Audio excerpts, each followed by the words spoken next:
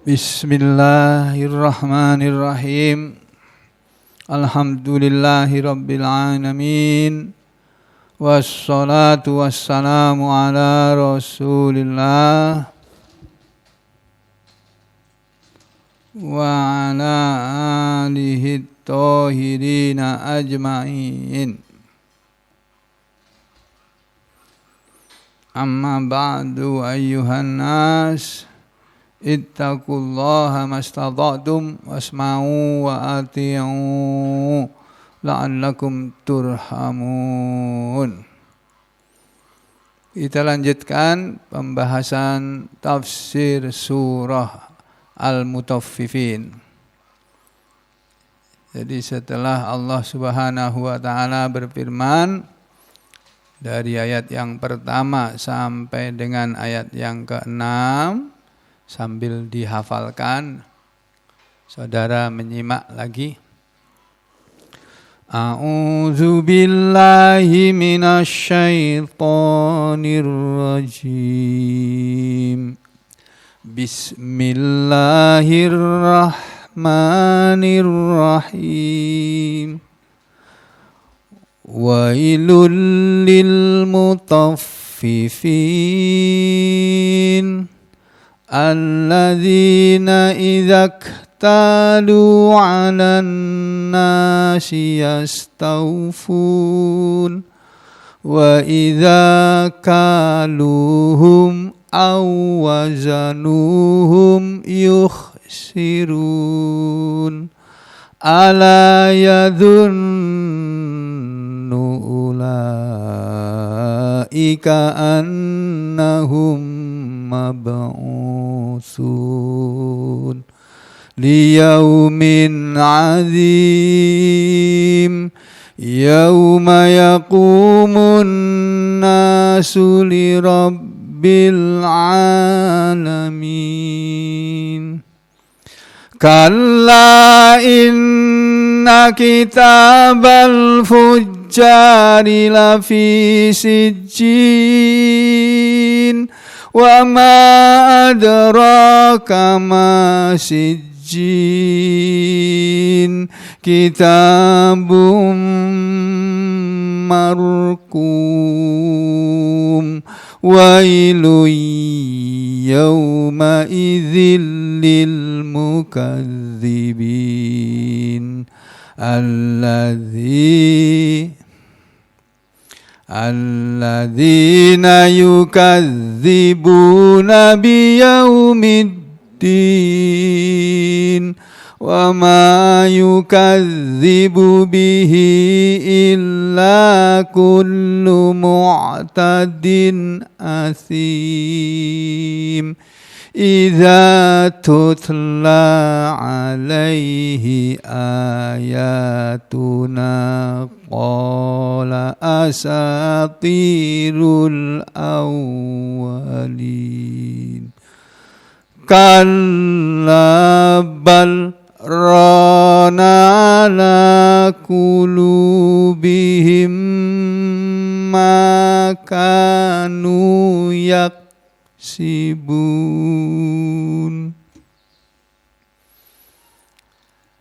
Allah berfirman, ya, wailul lil mutaffifin, neraka wail untuk orang-orang yang curang, alladzina idza iktalu 'alan nasi yastawfun, orang-orang yang curang adalah orang-orang yang ketika dia menakar untuk kepentingan dirinya dari orang lain, dia minta takarannya sempurna. Wa idza iktalu awazanuhum wa idza iktaluhum, pakai hum ya. Ya. Wa idza iktaluhum awazanuhum yukhsirun, dan ketika gilirannya dia menakar, menimbang, menghitung, ya, untuk keperluan orang lain, bukan untuk keperluan dirinya, dia mengurangi hak orang lain, hak takaran timbangan orang lain, termasuk mengurangi suara orang lain dalam pemilu, pilkada, pilpres. Masuk situ. Neraka wail itu, main-main. Ya. Lalu Allah menasihati kita semuanya setelah berfirman, ya.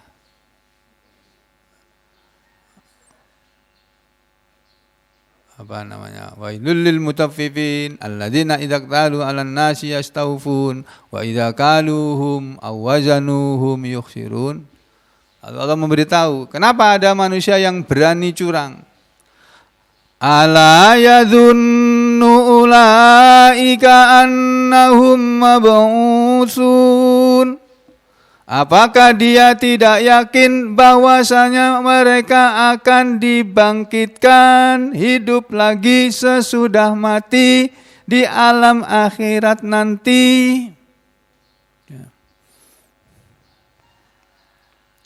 Liyaumin azim, hari kebangkitan mereka nanti di hari yang besar, yaitu di hari kiamat. Yauma yakumun nasu li rabbil alamin. Pada hari di mana manusia akan berdiri selama ratusan tahun atau puluhan tahun, tidak boleh duduk, tidak boleh tiduran, tidak boleh liar-liar ngantuk.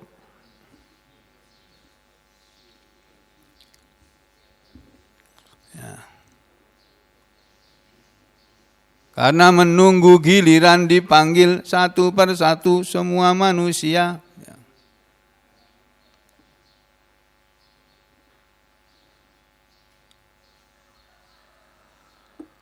Untuk diperiksa amalannya. Yauma yakumun nasu lirabbil alamin. Nah, karena nanti manusia akan mengalami hal itu, maka mulai sekarang kita orang ini, kita orang dan kamu orang, kata orang Papua, kita orang sama kamu orang. Tapi sekarang minta merdeka.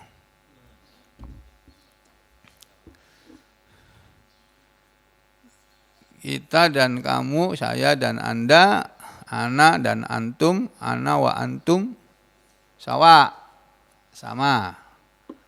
Jangan menjadi orang yang curang dalam segala hal, dalam segala bidang. Kenapa? Karena ayat berikutnya juga mengancam. Kala jangan begitu. Kala tidaklah begitu, tidaklah sekali-kali begitu.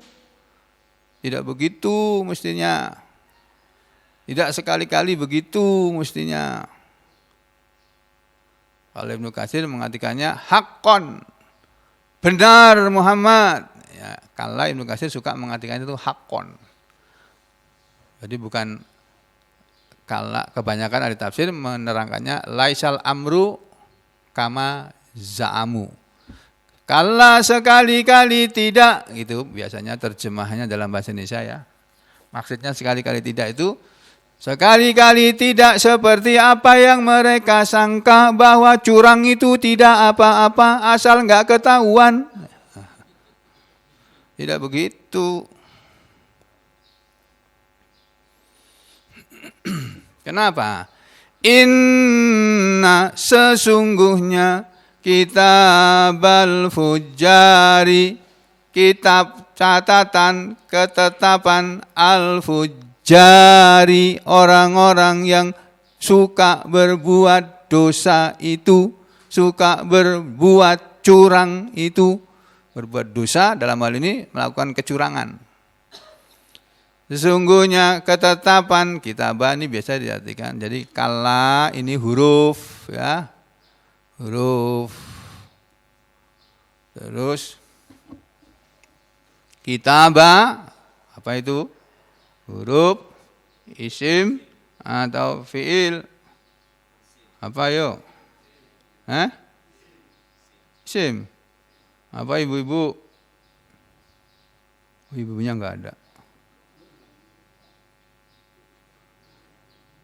Apa ini ibu-ibu? Isim. Oh, ada itu. Ada suaranya.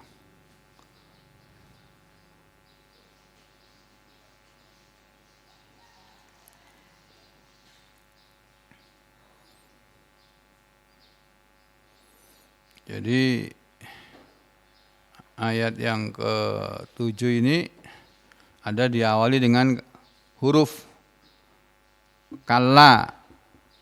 Itu termasuk harfun lin nafyi. Al-jawab.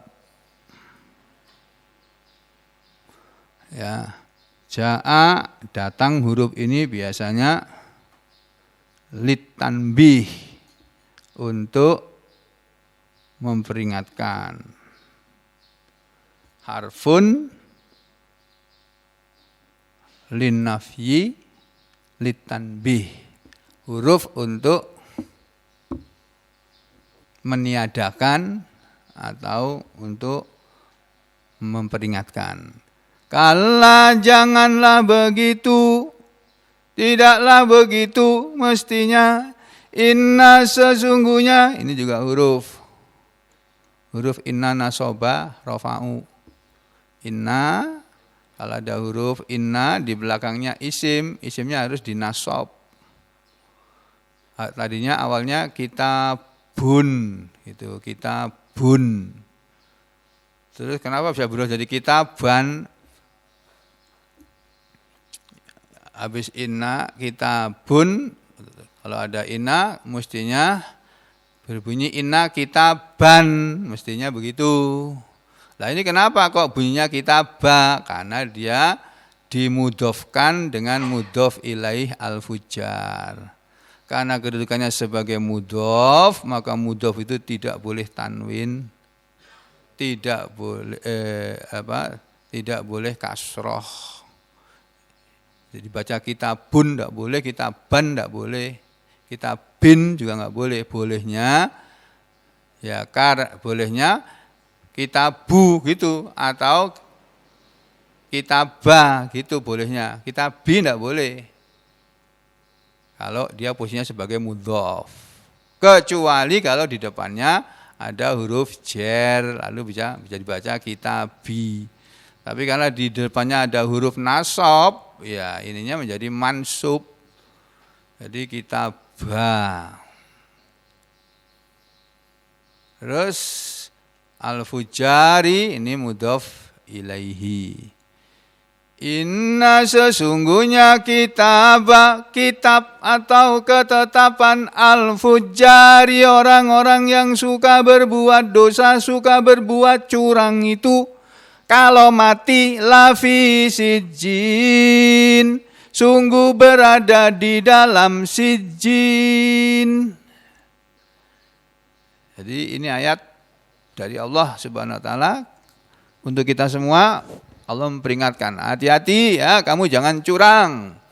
Karena kalau kamu curang, nanti kamu mati, ketetapan kamu menurut Allah, kamu akan dimasukkan ke dalam sijjin. Wa ma adraka ma sijjin. Wa ma dan apakah itu adraka yang memberitahu kamu, wa ma dan apakah yang adraka telah memberitahu kamu sehingga kamu tahu. Panjang terjemahnya ya.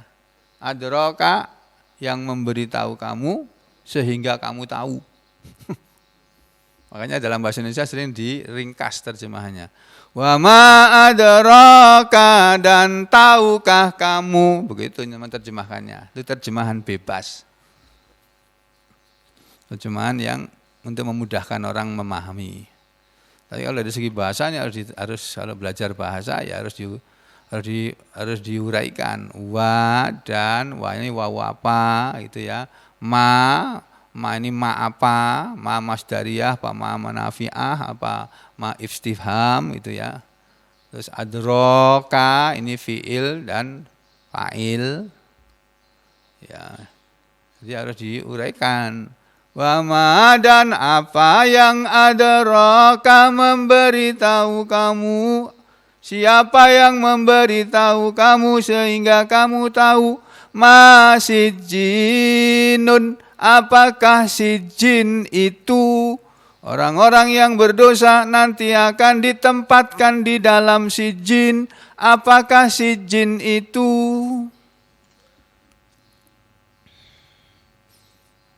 Terus di belakangnya ada tulisan Kitabum marqum, ketetapan yang telah ditulis, ketetapan atau kitabun suatu ketetapan yang marqumun telah ditetapkan, yang telah ditulis. Kata Ibnu Katsir, ayat 9 ini bukan merupakan tafsir ayat 8. Jadi ayat 7 ini satu pernyataan dari Allah. Janganlah begitu wahai manusia, jangan berbuat curang, jangan suka curang dalam bidang apa saja. Dalam bidang pendidikan juga nggak boleh curang. Kalau orangnya nggak lulus ya dibilang nggak lulus. Nilainya jelek ya tulis nilainya jelek. Awas lo ya. Ada tes kepolisian, tes masuk tentara, tes masuk polisi, nilainya kurang, terus sampean tambahi, sampean curang itu. Masuk neraka. Karena untuk menambah itu mesti pakai duit itu. Ya. Wis. Apa ora wis saiki.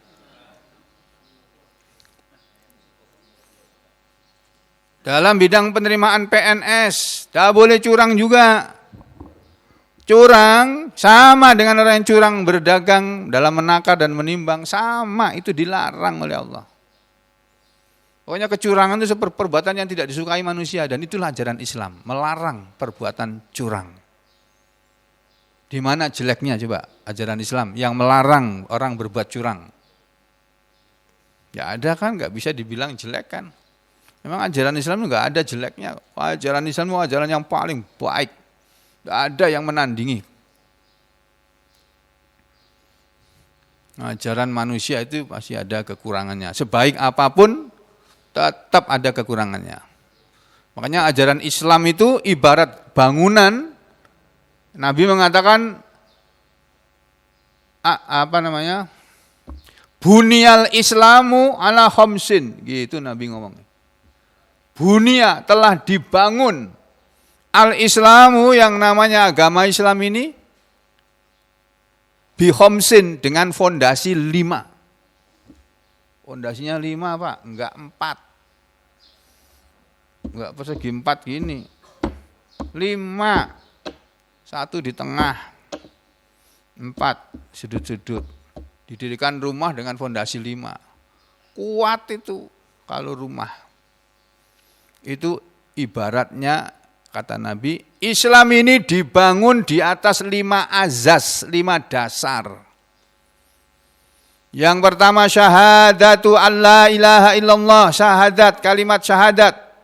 Yang berbunyi asyhadu alla ilaha illallah wa asyhadu anna Muhammadar Rasulullah. Aku bersaksi bahwa tidak ada ilah, tidak ada sesembahan kecuali Allah. Dan aku bersaksi bahwa Muhammad sallallahu alaihi wasallam itu adalah utusan Allah.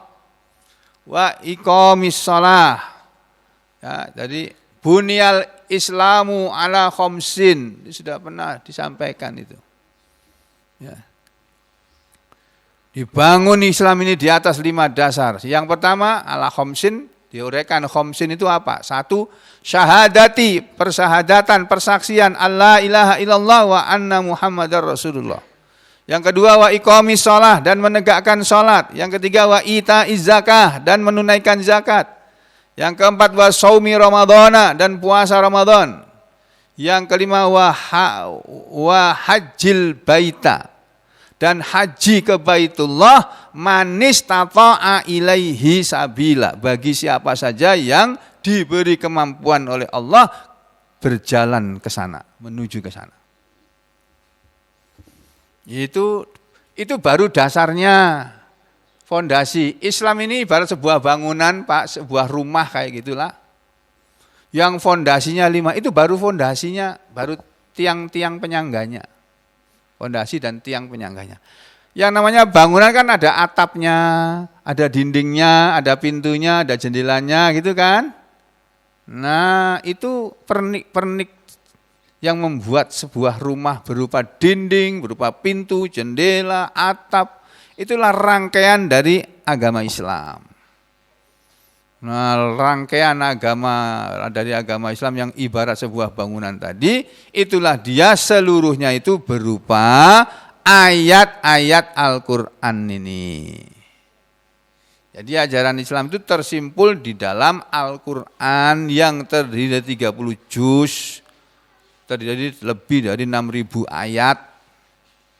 Nah itu. Nah itu setiap ayat itu mesti kita baca. Itu tujuan yang penting kita diciptakan oleh Allah untuk itu. Sambil kerja cari duit, sambil jadi ibu rumah tangga, sambil jadi bapak rumah tangga, sambil jadi anak, sambil jadi suami, sambil jadi istri, sambil jadi pegawai negeri, anggota TNI, Polri, sambil jadi ketua MPR, ketua DPR, jadi menteri. Mestinya jadi menteri itu ajaran Islam mengajarkan kepada kita kejujuran. Pemerintah sudah bikin program bagus, Pak Jokowinya bagus, dia punya program. Bahwa semasa pandemi COVID ini ada dana bansos, bantuan sosial untuk keluarga miskin yang tidak bisa kerja gara-gara pandemi. Yang masing-masing keluarga dapat berapa jatahnya itu sembako katanya 300.000 ya. 300.000 berapa gitu untuk beli sembako untuk orang miskin se-Indonesia. Jutaan itu jumlahnya orang miskin. Puluhan juta. Lalu menterinya ini tidak tahu bagaimana kisahnya.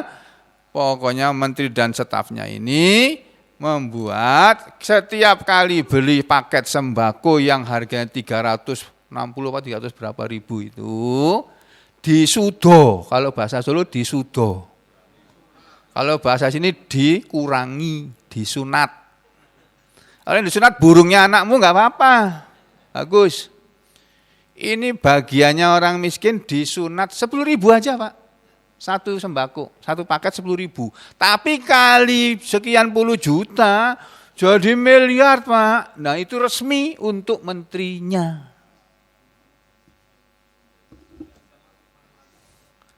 Coba kalau dia ngambilnya jangan 10.000, ngambilnya 500 rupiah aja. Enggak ketahuan. Wah ini 10.000 kali sekian banyak orang. Ya ketahuan, untung KPK pinter itu. OTT. Ternyata itu kadernya partai tertentu, jangan disebut lah nanti. Orang tahu aja.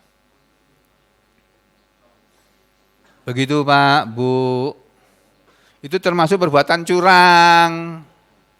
Sampai saking jengkelnya ketua KPK katanya ini hukumannya hukuman mati ancamannya ini. Karena dana orang miskin diambil. Coba ngambilnya jangan 10.000, ngambil 1 rupiah saja. Kotak-kotak 1 rupiah itu loh. Kali berapa kan sudah lumayan itu. Walaupun itu juga curang itu nggak boleh juga. Sama aja nggak boleh. Wah apalagi 10.000. Masya Allah. Ya kita bisa ngomong begini Pak, sampean bisa ngomong begini karena kita tidak jadi menteri. Coba sampean jadi menteri bisa juga kayak gitu loh.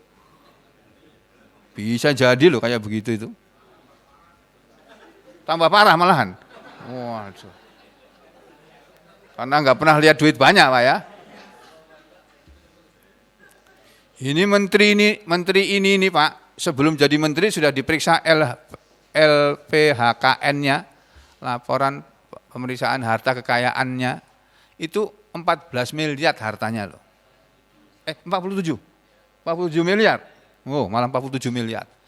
Dia korupsi sekitar 14 miliar. Mas. Hah? 13? 17? Oh, salah meneh aku. Ya, Jadi begitu ya Bapak Ibu. Makanya kalau kita ini tidak berbuat curang, tenang, aman, tentram, dan damai ini Pak.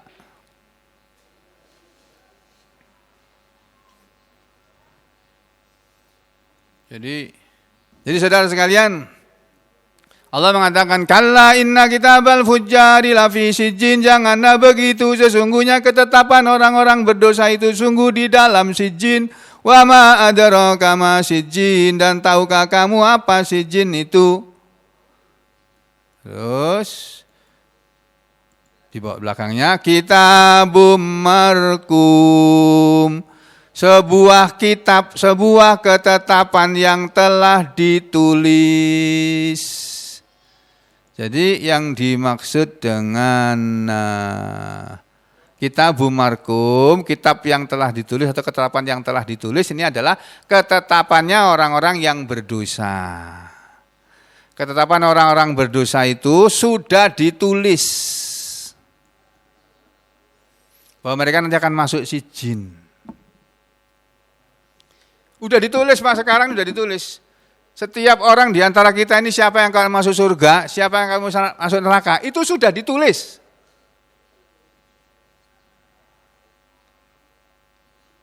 Nabi yang bilang itu, ma minkum min ahadin illa qad kutibalahu maq'aduhu minal jannah wa maq'aduhu minan nar. Tidak seorang pun di antara kalian kecuali telah ditetapkan. Qad kutiba lahu, sungguh telah ditetapkan untuk dia. Maq'aduhu minal jannah, ada yang tempat duduknya di surga, wa maq'aduhu minan nar, dan ada yang tempat duduknya di neraka.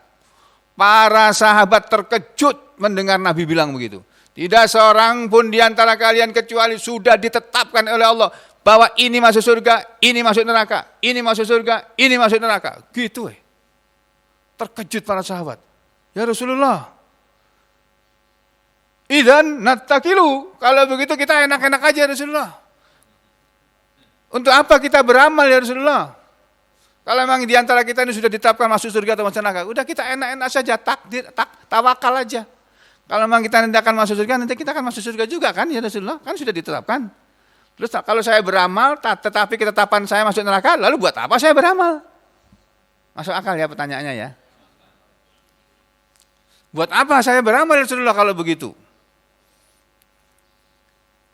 Terus Nabi jawabnya, jangan begitu. La taf'alu kama qala Rasulullah. Jangan kamu menganggap seperti itu.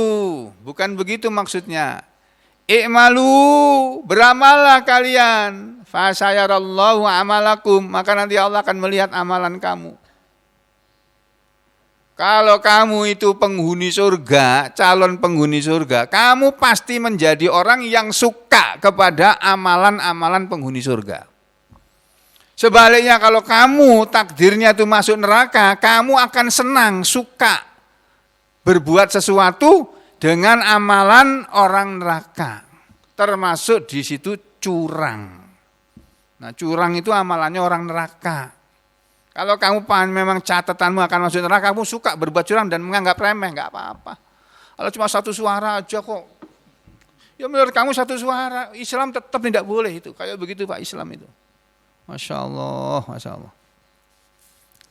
Ya, kita lihat penjelasan para ulama mengenai ayat ini, ayat 7. Ya. Nih, Ibnu Katsir dalam kitab tafsirnya mengatakan, kala, sekali-kali tidak. Terjemahnya kan itu dalam bahasa Indonesia ya. Tapi Ibnu Katsir mengatakannya, hakon, benar Muhammad. Inna sesungguhnya kitabal fujjari, ketetapan orang-orang yang berdosa itu lafi sijin, sungguh berada di dalam sijin. Apa itu sijin? Yaitu sijin adalah inna masirohum. Jadi inna kitabal fujjari lafi sijin, sesungguhnya ketetapan orang-orang yang berdosa itu sungguh di dalam sijin, maksudnya yaitu inna masirohum, sesungguhnya tempat kembali mereka, wa ma'wahum, dan tempat tinggal mereka nanti di akhirat lafi sijin, sungguh di dalam sijin. Tempat mereka setelah mati, bukan sebelum sampai di akhirat, sudah sampai sijin. Tempat mereka pulang setelah mati, tempat tinggal mereka setelah mati itu berada di suatu tempat yang bernama sijin. Ya. Sijin itu wazan fi'il minas sajni, dari kata as-sajni. As-sajnu wa huwa ad-diku. Yang namanya as-sijin itu adalah tempat yang sempit. Kama yuqalu, kata Ibnu Katsir, sebagaimana suka dikatakan oleh orang Arab. Orang Arab mengatakan fisikun, orang yang sangat fasik. Wasyirribun, wahimmirun, wasikirun. Ini bentuk-bentuk wazan fi'il, ya, fi'il. Ya. Gitu wazan itu. Wa nahwu dzalika, dan kata-kata yang seperti itu. Jadi as-sijin adalah tempat yang sempit. Itu. Terus kata ahli tafsir Ibnu Katsir ini ya, walihada, dan karena inilah azuma amruhu, besar urusannya. Besar urusan curang itu di hadapan Allah. Kenapa? Karena orang itu nanti kalau mati akan ditaruh di sijin. Karena Allah menyebut kata sijin dan Allah menganggap besar itu nama sijin atau tempat yang bernama sijin, faqala, maka Allah kemudian berfirman dalam bentuk kata tanya, kalimat tanya. Wa ma adraka ma sijin, dan tahukah kamu apa sijin itu? Nah, ini kalimat tanya dalam Al-Qur'an itu untuk menarik perhatian orang bahwa sesuatu yang sedang dibicarakan atau yang ditanyakan ini sesuatu yang penting. Yaitu sijin itu huwa amrun azimun, adalah dia itu suatu perkara yang besar. Wa sijnun, dan kata-kata sijnun itu mukimun, wa adzabun alimun, tempat ketetapan atau tempat mukim, ya, wa adzabun alimun, dan merupakan azab yang pedih. Tempat di mana orang akan merasakan azab yang pedih di sijin sana. Cuma qad qala qailun, kata Ibnu Katsir, kemudian sungguh telah berkata orang-orang yang berpendapat atau orang-orang yang berkata telah menerangkan bahwa yang namanya sijin itu menurut pendapat ulama, yang pertama dia adalah tahtal ardis sabi'ah, sebuah tempat di bawah tanah lapisan yang ketujuh. Jadi tanah ini lapisannya ada 7 lapis, sama dengan langit ada 7 lapis ke atas. Ke bawah tanahnya juga 7 lapis bumi. Nah, sijin itu lapisan yang paling bawah. Itu satu, ulama berpendapat begitu karena ada hadisnya bahwa nyawa orang ketika dicabut oleh malaikat, sudah dicabut nyawanya, rohnya, itu oleh malaikat pencabut nyawa, malaikat maut atau malaikat Israil, dibawa, dilaporkan ke langit oleh Allah. Ya Allah, ini saya sudah cabut nyawanya orang ini yang bernama Fulan bin Fulan atau Fulanah binti Fulan. Sudah saya cabut. Kalau dia arwahnya orang baik, rohnya orang baik, dibawa ke langit pertama, malaikat di langit yang pertama akan merasa senang. Kamu bawa siapa ini? Kok harum sekali rohnya? Kok ruhnya atau arwahnya kok harum? Ini arwahnya siapa ini? Ini arwahnya Fulan bin Fulan disebut namanya. Oh ya, aku sudah diperintah oleh Allah untuk membukakan pintu langit supaya dia bisa lewat. Dibawa ke langit yang pertama, naik lagi ke langit yang kedua. Di langit yang kedua malaikat Israel minta dibukakan pintu langit yang kedua. Dibuka lagi oleh malaikat sambil mengatakan marhaban, selamat datang ya, bi Fulan bin Fulan. Marhaban bikum, bukan marhaban bikum, marhaban bi Fulan bin Fulan. Selamat datang untuk Fulan bin Fulan. Kami sudah diperintah oleh Allah untuk membukakan pintu langit kalau dia lewat. Sampai langit yang ketiga dibuka lagi sampai yang keempat, kelima, keenam, ketujuh. Tembus langit yang ketujuh, lalu lapor sama Allah. Ya Allah, saya sudah cabut nyawanya fulan. Apa kata Allah? Kalau orang itu beriman, orang yang soleh, Allah bilang, hei malaikat, letakkan roh itu di illiyin. Tapi kalau yang dicabut orang curang, yang suka curang dalam penilaian, dalam bidang pendidikan curang, nggak lulus dibilang lulus, nggak pernah kuliah di situ dibilang pernah kuliah, di situ ijazahnya ada, padahal ijazah palsu. Itu semua curang-curang itu semua itu, Pak. Nggak boleh kita begitu itu. Dalam bidang perdagangan juga curang, memonopoli barang, yang boleh jualan ini cuma PT-ku aja, yang boleh borong bangunan, yang boleh borong jalan cuma PT-ku aja, yang lain nggak boleh. Itu model-model begitu dalam Islam dilarang. Monopoli, korupsi, dan seterusnya, curang. Jadi kalau yang dicabut nih orang yang curang, suka curang, sampai mati tidak sempat bertobat, nah begitu dicabut nyawanya, dibawa ke langit yang pertama, malaikat di langit pertama teriak-teriak, hei kamu bawa nyawanya siapa ini, bau busuk ini. Ruhnya aja sudah berbau busuk untuk penciumannya para malaikat. Kita nggak bisa mencium, Pak. Menciumnya kalau di dekatnya aja. Tapi malaikat seantero langit pertama itu teriak-teriak, ini bapak ini yang bau busuk yang dibawa ini. Ini aku mau laporkan nyawanya fulan bin fulan ini. Aku tidak diizinkan oleh Allah untuk membuka. Allah nggak ngasih izin, nggak ada izin dari Allah untuk hari ini menerima arwahnya fulan ini. Ya kalau gitu aku akan sampaikan dari sini aja. Ya Allah sudah saya cabut ini nyawanya. Allah langsung bilang, nggak usah naik ke atas, langsung taruh di sijin sana, di dasar bumi lapisan yang ketujuh. Lalu iliyin di atas langit yang ketujuh, Pak. Jadi di saat ini kan ada sijin, ada iliyin kan? Ya. Jadi sebagian ulama berpendapat bahwa sijin adalah tempat di bawah bumi lapisan yang ketujuh. Waqad taqaddama dan sungguh telah lewat hadisnya fi hadisil Barra, di dalam hadisnya Al Barra bin Azib. Ada hadisnya ini. Fi hadisit tawil, dalam hadis yang panjang. Yang yaqulu, di dalam hadis tersebut berfirman Allah azza yang maha gagah wa jalla dan maha agung fi ruhil kafiri, tentang rohnya orang kafir.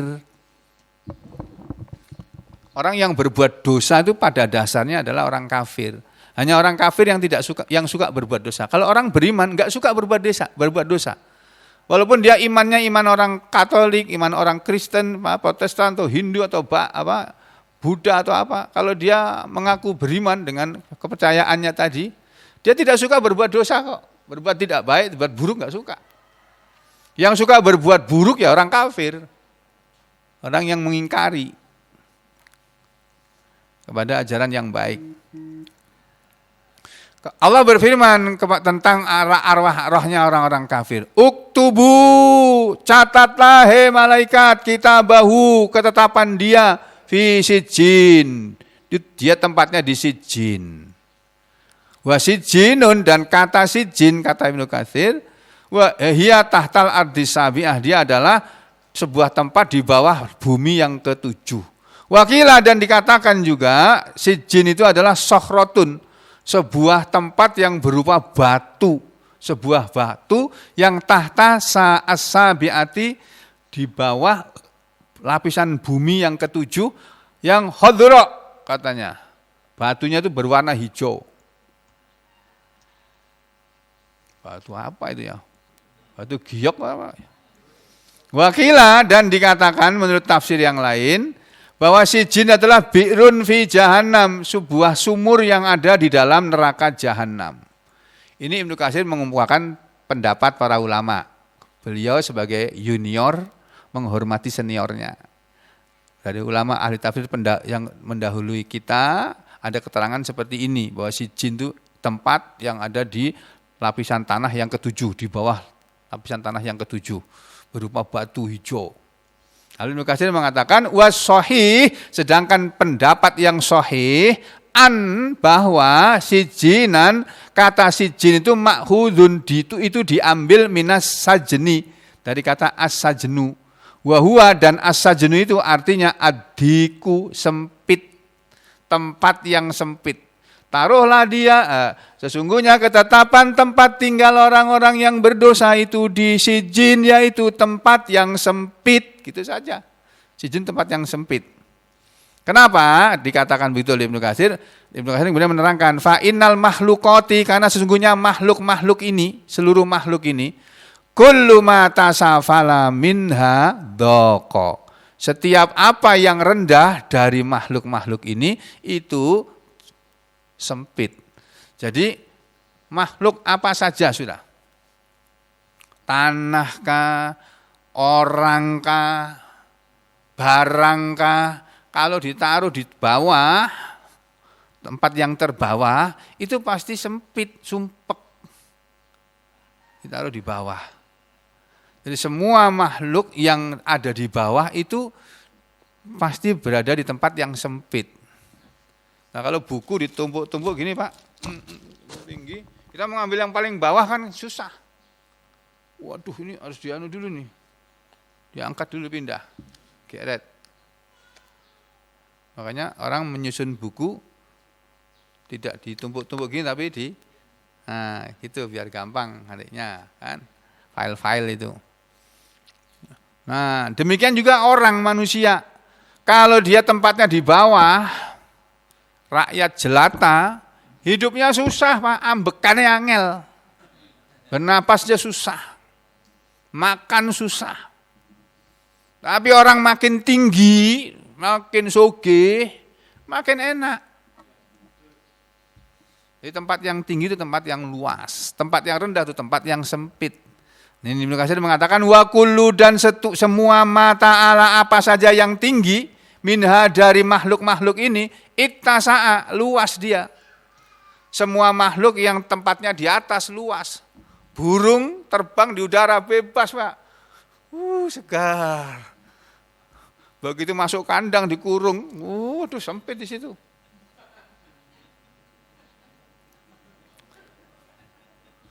Manusia juga begitu, berada di atas nyaman. Duitnya banyak. Rakyat jelata ini yang susah. Ya. Lalu diterangkan lagi oleh Ibnu Katsir, fa inna, karena sesungguhnya al-aflak, semua planet-planet itu, as-sab'ata yang ada 7 itu, katanya planet ada 7 ya, enggak tahu benar enggak menurut Ibnu Katsir begitu. Kullu wahidin minna, setiap satu dari planet-planet itu ausa'u, lebih luas, wa a'la, dan lebih tinggi minalladzi dunahu, daripada yang di bawahnya. Planet makin ke atas makin lebih gede, makin ke bawah makin kecil. Makanya planet yang namanya matahari itu gede banget, bumi kecil. Di dalam ilmu pengetahuan kan gitu, matahari gede, bulat besar, bumi agak kecil sedikit, bulan lebih kecil daripada bumi. Tempatnya matahari lebih tinggi daripada bulan, lebih tinggi daripada bumi. Walaupun bulan lebih kecil daripada bumi, konon atau apa ukurannya. Wa kadzalikal ardun, demikian juga tanah-tanah ini, kullu wahidatin, setiap lapisan dari tanah yang ada 7 lapis ini, ausa'u, itu lebih luas ya, minalladzi dunaha, daripada tanah yang di bawahnya. Hatta yantahi, sehingga sampailah as-suful, tanah yang paling rendah, al-mutlaku, yang mutlak paling rendah, wal mahallu, dan dia adalah suatu tempat, al-adyaku, yang paling sempit, ilal markas, kalau diukur dari markas, dari pertengahan atau pusat bumi. Kalau bumi ini bulat gitu ya, bumi ini bulat gitu, ada pusat bumi di tengah sana. Ya, kalau bulat ini, jadi lapisan yang paling luar itu yang di permukaan tanah, terus menuju ke arah pusat bumi sana. Nah, tempat yang paling sempit yang berada di pusat bumi itu. Ini kata Ibnu Katsir begitu. Ya, sampai-sampai bagian yang paling rendah secara mutlak, tempat yang paling sempit adalah dihitung ke markas, ke pusat bumi, fi wasatil ardis sabi'ah, berada di pertengahan lapisan bumi yang ke-7. lapisan bumi yang paling rendah. Nah, itu di situ tuh si jin itu. Walamma kana dan ketika tatkala karena adalah masirul fujar, tempat kembalinya orang-orang berdosa itu ila jahannam, ke neraka jahannam. Wahia, dan sedangkan neraka jahanam itu adalah asfalus safilin, juga disebut sebagai asfalus safilin, asfal yang paling rendah dari asafilin yang rendah-rendah. Kama qala ta'ala, sebagaimana Allah Ta'ala berfirman, ini kasih menjadi penjelasan tafsirul Quran bil Quran. Tafsir ayat Quran dengan ayat Quran. Kalau di sini berbunyi ayatnya, kalla inna kitabal fujjari lafi sijjin, gitu kan? Nah, ada ayat Allah yang lain ini. Tsumma radadnahu asfala safilin. Itu di dalam surat yang saudara sudah hafal semua kan? Surat At-Tin nih. Ya, untuk mengingatkan lagi, sekitar untuk mengingatkan, di surat At-Tin yang nama surat itu dijadikan nama masjid yang dibangun oleh almarhum Ibu Tin Soeharto, Masjid At-Tin di mana? Taman Mini Indonesia Indah itu ya. Ada surat yang bernama At-Tin. Wat-tin waz-zaitun wa turi sinin wa hadzal baladil amin laqad khalaqnal insana fi ahsani taqwim tsumma radadnahu asfala safilin. Laqad khalaqna, sungguh-sungguh kami telah menciptakan al-insana, manusia itu, fi ahsani taqwim, dalam sebaik-baik bentuk. Manusia itu diciptakan oleh Allah, asalnya itu bentuknya bagus, sempurna. Dan sifatnya pun baik.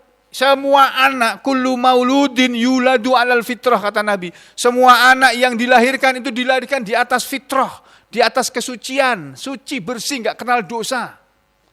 Fa abawahu alladhi yuhawidanihi au yunasiranihi au yumajjisanihi. Maka kedua orang tuanya lah yang membuat anak itu menjadi Yahudi atau menjadi Nasrani atau menjadi Majusi atau menjadi Muslim. Itu. Jadi anak akan menjadi apa tergantung orang tuanya mendidiknya bagaimana, Pak. Itulah makanya kewajiban kita sebagai orang tua mendidik anak-anak kita semampu kita, sebisa kita didik dengan yang baik-baik. Karena asalnya semua anak itu baik, Pak. Semua anak yang dilahirkan itu asal usulnya itu baik. Tapi kata Nabi, datang setan. Setan itulah yang membuat anak itu tersesat. Setan itu yang membuat anak kita harusnya sholat, enggak mau sholat. Setan itulah yang membuat anak cucu kita harusnya mau ngaji, enggak suka ngaji, tapi sukanya main game. Main game berjam-jam betah, ngaji baru sejam, malas. Allah berfirman, kami sudah menciptakan manusia dalam sebaik-baik bentuk, summa radadna, kemudian kami kembalikan dia, karena dia tidak mau beriman, tidak mau beramal soleh. Setelah mati kami kembalikan dia ke tempat yang bernama asfala safilin atau sijin, gitu loh. Ibnu Katsir merasakan bahwa sijin itu ya asfala safilin ini. Yang paling rendah di antara yang rendah, yaitu neraka jahanam. Manusia itu asal usulnya baik, tapi karena pengaruh setan dia jadi tidak baik, dan akhirnya karena dia lebih nurut kepada setan daripada menurut kepada utusan Allah, utusan Tuhan, ya akhirnya dia bersama setan masuk neraka. Tidak bersama para rasul Allah yang masuk surga. Makanya Allah mengecualikan manusia yang seperti ini dengan firman-Nya, illalladzina amanu, kecuali orang-orang yang mereka beriman, wa amilus sholihat, wa amilu, dan mereka beramal as-sholihat, yang baik-baik. Nah, kalau orang beriman dan beramal soleh, gak mungkin mau curang. Takut dia curang. Walaupun dibayar. 1 miliar tuh enggak peduli. 2 miliar tuh enggak. 5 miliar tuh enggak juga. 1 triliun. 1 triliun? Oh iya, ya sudah, oke, mau. Mau dibayar 1 triliun tapi baru ketahuan 800 juta langsung ditangkap itu. Komisioner KPU itu. Ya, kan baru ratusan juta, belum sampai 1 triliun tuh. Belum sampai 1 miliar, hanya untuk menerima uang tidak sampai 1 miliar. Dia mau berlaku curang. Iya, kami komisioner KPU. Anda tahu, semua tahu kan? Nah, kita kalau jadi anggota KPU jangan begitu. Udahlah terima aja jatahnya, gajinya orang KPU berapa. Terima saja, nggak usah minta tambahan. Itu lebih selamat. Daripada minta tambahan, apalagi tambahannya curang, waduh masuk neraka si jin. Nah, kita sambungkan besok lagi aja ya. Aku lu qauli hadza astaghfirullah li wa lakum Allahumma taqabbal minna innaka antas samiul alim wa tub alaina innaka antat tawwabur rahim. Wa sallallahu ala Muhammadin wa ala ali Muhammad walhamdulillahi rabbil alamin.